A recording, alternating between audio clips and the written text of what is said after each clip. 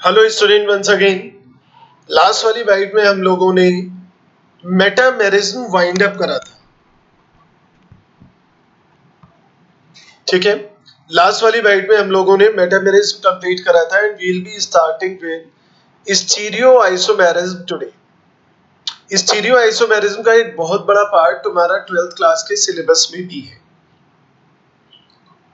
Stereo isomerism, ये जो stereo isomerism है, इसकी डेफिनेशन वही अपनी बड़ी सिंपल सी,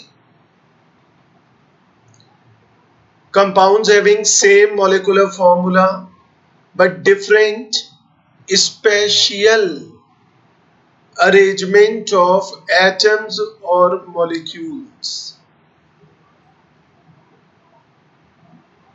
इसमें एटम्स और मॉलिक्यूल्स के स्पेस में अरेंजमेंट है वो बिल्कुल अलग है। यह हमें दो तरीके की देखने को मिलेगी। ज्योमेट्रिकल, थोड़ा सा इंट्रोडक्शन हमें ज्योमेट्रिकल का मिला होगा 11th क्लास में, और जो इसकी बची हुई डिटेल है वो हम लोग इस सीरीज में कंप्लीट करेंगे। और एक स्टीरियो की ब्रांच है ऑप्टिकल आइसोमेरिज्म। पहले हम ऑप्टिकल आइसोमेरिज्म स्टार्ट करेंगे। ठीक है,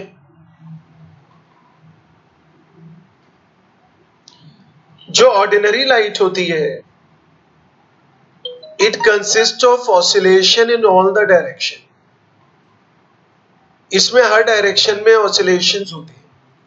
इस लाइट को एक स्पेशली डिजाइन प्रिज्म है जिसको हम कहते हैं निकोल प्रिज्म, इसे पास कर दो तो सारे ऑसिलेशंस बंद हो जाते हैं।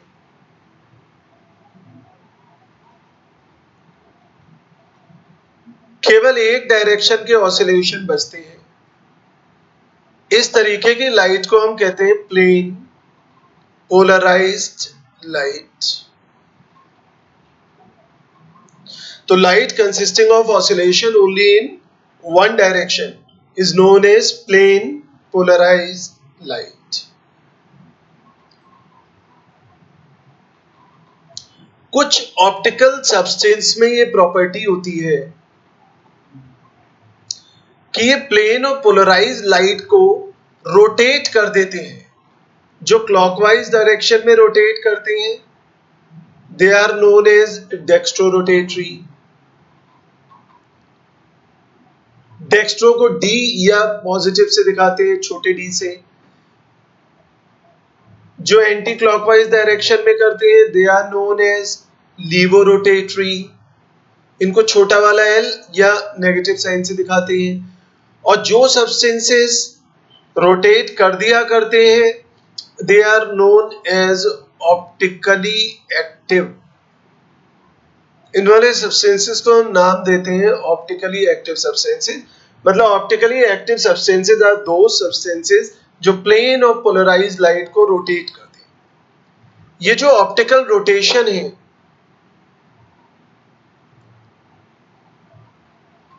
ये कितना रोटेट करा, it depends upon so many factors. सबसे पहले नेचर ऑफ सब्सटेंस, अलग अलग सब्सटेंस का अलग अलग ऑप्टिकल रोटेशन होगा। कंसेंट्रेशन ऑफ सॉल्यूशन पे डिपेंड करता है। सॉल्यूशन का कंसेंट्रेशन ज्यादा होगा तो वो रोटेशन भी ज्यादा ऑफर करेगा।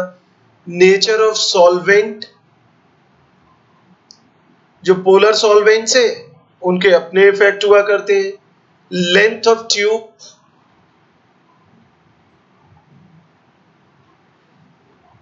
एक्चुअली ये जो पूरी असेंबली है बच्चों, this is a device known as polarimeter.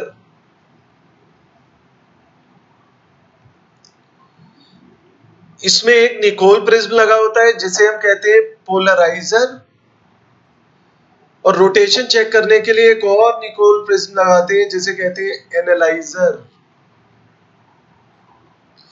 और ये जो सॉल्यूशन है ये ग्लास का सिलिंड्रिकल ट्यूब होता है, उसमें भरा जाता है। इसकी लेंथ को अगर हम L से डिनोट कर रहे हैं तो लेंथ ऑफ द ट्यूब, कितना लेंथ हमें सॉल्यूशन का मिला, ठीक है। Next, it also depends upon wavelength of plane polarised light, ये इसकी वेवलेंथ पे भी रोटेशन डिपेंड कर जाएगा। And it also depends upon the experimental temperature. America के रिजल्ट्स अलग आने हैं और हम लोगों के रिजल्ट्स अलग आने हैं। We can not have identical result, this depends upon temperature. Optical rotation को मेजरमेंट करने के लिए एक फॉर्मूला हम यूज करते हैं स्पेसिफिक रोटेशन का।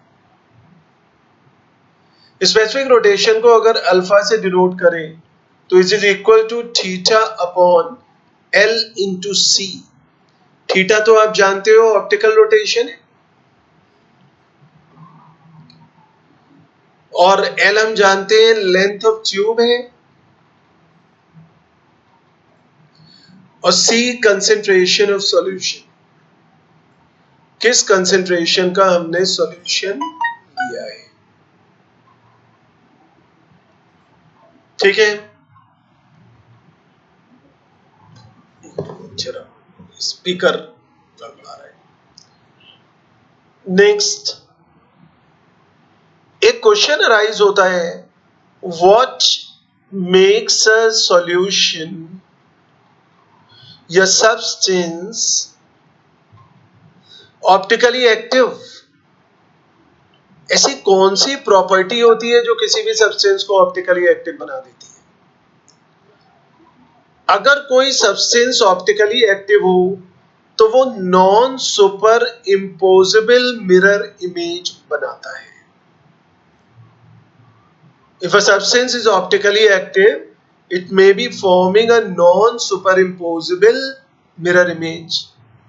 इस वर्ड से बच्चों थोड़ा सा जान पहचान कर ले। ए को अगर मैंने शीशे में देखा तो शीशे में ये ए ही दिखेगा। इस वाले ए को उठाकर अगर मैं इसके ऊपर रखूं तो पूरा ओवरलैप कर लेगा। लेकिन अगर मैंने पी को शीशे में देखा तो ये मुझे इस तरीके का दिखेगा। इसको उठा के अगर मैं इसकी इमेज के ऊपर रखूं तो इस तरीके का आ जाएगा, ये पूरा इसे ढक नहीं पाएगा। तो if a substance can cover its image altogether, then it is known as superimposable. If it cannot cover its image, then it is known as non-superimposable. तो कोई भी सब्सटेंस अगर अपने कोई भी कंपाउंड अगर non super imposable mirror image बनाता है तो वो ऑप्टिकली एक्टिव होगा, और अगर वो non super imposable mirror image नहीं बनाता है तो वो ऑप्टिकली एक्टिव नहीं होगा। जैसे इस प्रॉपर्टी को हम नाम देते हैं enantiomerism. Formation of non super imposable mirror image. Non super imposable mirror image बनाना होता है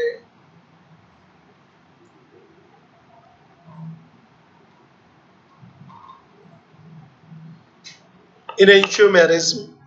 अब इनेंशियोमेरिज्म आखिर शो कौन करेगा?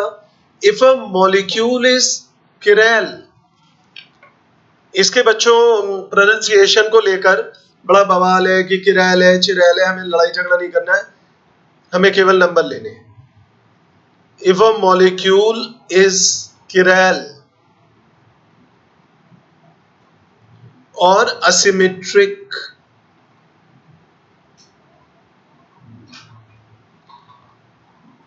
अब दूसरी बात अराइज हो जाती है, किरैल कौन होगा? किरैल वो होगा जिसके पास, यहां से बच्चों इंपॉर्टेंट टॉपिक शुरू हो रहा है, किरैल वो होगा विच कंटेन्स किरैल कार्बन। बहुत गौर से ध्यान रखना, one chiral carbon, and which is a chiral carbon? Carbon attached to 4 different valencies.